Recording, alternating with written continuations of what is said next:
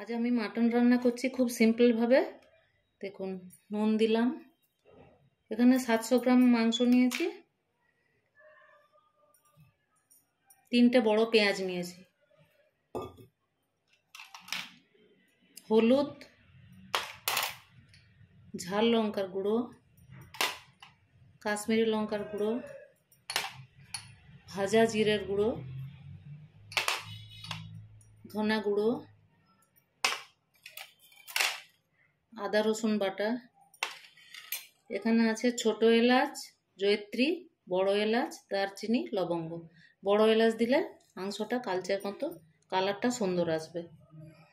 এখানে half cup তেল দিচ্ছি, সর্ষের তেল। ভালোভাবে মাখিয়ে নিচ্ছি। ভালোভাবে মাখানো হয়ে গেছে, একটু জল দিয়ে দিলাম।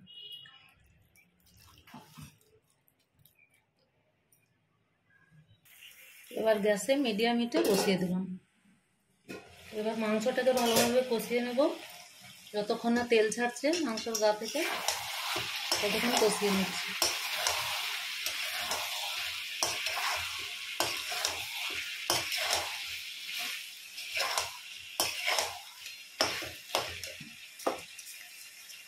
তেজপাতা দিলাম।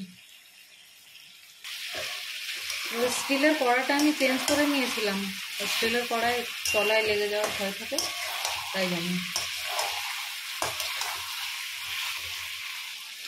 এই তো মাংসের গা থেকে তেল ছেড়ে দিয়েছে। এটা জায়ফলের গুঁড়ো দিচ্ছি, এতে মাংস সেদ্ধও হবে, টেস্টও হবে। এবার ফোটানো গরম জল দিচ্ছি।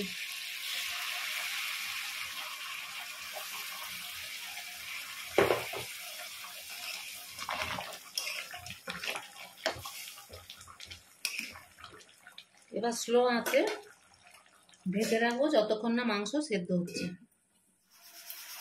এই যে মাংস রেডি, এই দেখুন কত সুন্দর হয়েছে, লাল লাল মাংস কষা।